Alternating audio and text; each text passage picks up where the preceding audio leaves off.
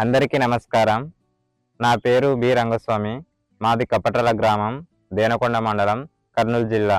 నా పొలం వచ్చేసి మా గ్రామం నుంచి 5 కిలోమీటర్ల దూరంలో ఉంది.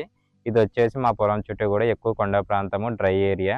ఇందులో మొదటగా మేము బావి తవ్వుకొని ఆ బావిలో నీళ్ళు వచ్చిన తర్వాత మొక్కలు నాటుకున్నాను.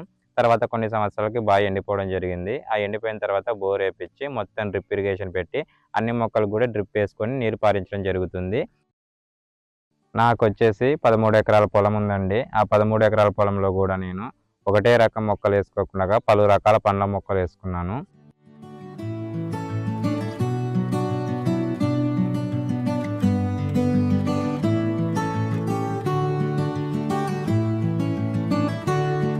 ఇది మొదటిలో నేను కెమికల్ వ్యవసాయం చేసేవాడిని.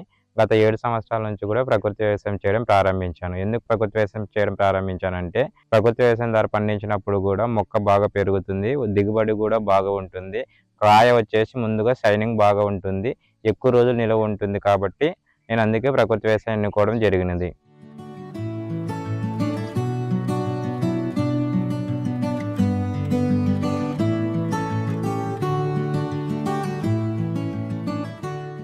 నా పొలంలో ఉన్న పండ్ల మొక్కల వివరములు: మామిడి, సపోటా, నారింజ, నిమ్మ, బత్తాయి, జీడి మామిడి, సీతాఫలము, అరటి మొక్కలు ఉన్నాయి. ఈ మొక్కలతో పాటు కాకుండా PMDS, A grade, ATM model, paddy ఇలా ఒకటి కాకుండా వేరుశనగ, కూరగాయలు, టమోటా, మిరప, వంగ, దోస అన్ని రకాల కూరగాయల ఆకుకూరలు కూడా నా పొలంలోనే పండించుకుంటున్నాను.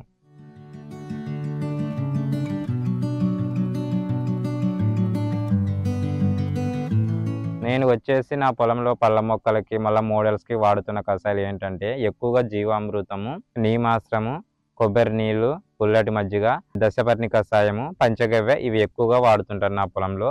పండ్ల మొక్కలకు వచ్చేసి పంచగవ్యని ఎక్కువ వాడతాను.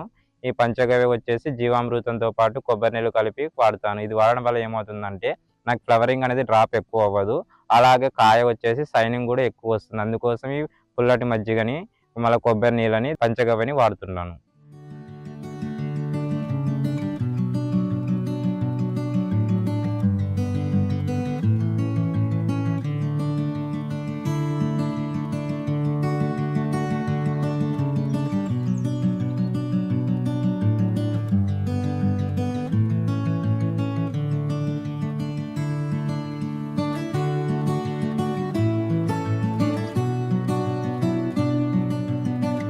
అదే విధంగా వచ్చేసి మనం పండించిన మొక్కకు వచ్చేసి బాగా సైజుగా ఎక్కువ దిగుబడి రావడం జరుగుతుంది.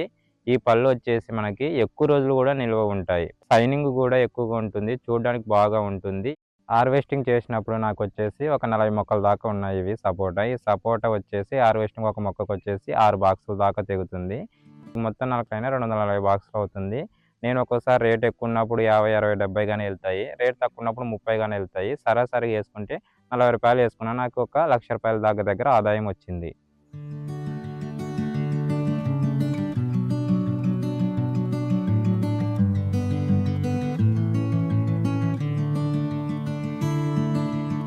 ప్రజెంట్ నా పొలంలో సపోటా హార్వెస్టింగ్ రావడం జరిగింది. సపోటాతో పాటు కూడా మామిడి ఉన్నాయి. మామిడి వచ్చేసి ఇప్పుడు ప్రస్తుతానికి పూత పింద దశలో ఉంది. ఇది ఇంకా 2 మంత్స్ తర్వాత హార్వెస్టింగ్ అవడం జరుగుతుంది. ఈ మామిడితో పాటు కూడా నారింజ వచ్చేసి 3 ఇయర్స్ మొక్కలు ఉన్నాయి. ఇవి వచ్చేసి పూత దశలో ఉంది.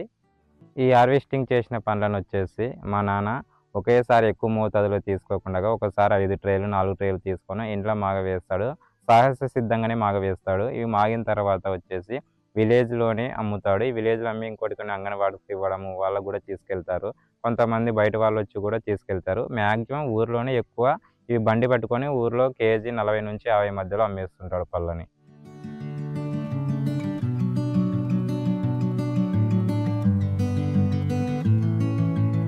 ప్రకృతి వ్యవసాయంలో పండించిన పండ్లు తినడం వలన మనకు ఏమవుతుందంటే మంచి రుచితో పాటు పోషకాలు కూడా ఎక్కువగా ఉంటాయి. ఇది ఎలాగంటే కెమికల్‌లో పండిస్తే ఒక పండు తింటే ఆయనకి చాలనిపిస్తుంది. కానీ మన ప్రకృతి వ్యవసాయంలో పండించినప్పుడు ఒక పండు తిన్న తర్వాత ఇంకో పండు తినాలనిపిస్తుంది. ఎందుకంటే అంత పండులో రుచి, టేస్ట్ బాగా ఉంటుంది. కాబట్టి ఇంకా తినాలనిపిస్తుంది. కెమికల్‌లో వచ్చేసరికి మనకి దిగుబడి కూడా తగ్గుతుంది. మన ప్రకృతి వ్యవసాయంలో ఏమవుతుంది, కాయ వచ్చేసి అన్నీ కూడా ఒకే రకంగా ఉంటాయి. కాయ వచ్చేసి షైనింగ్ రావడం జరుగుతుంది. కాయ గాని, పండు గాని ఎక్కువ రోజులు నిల్వ ఉంటాయి.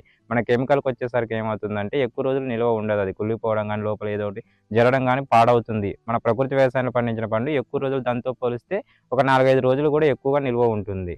కాబట్టి మనం అందరం కూడా ప్రకృతి వ్యవసాయంలో పండించిన పండునే తినాలి.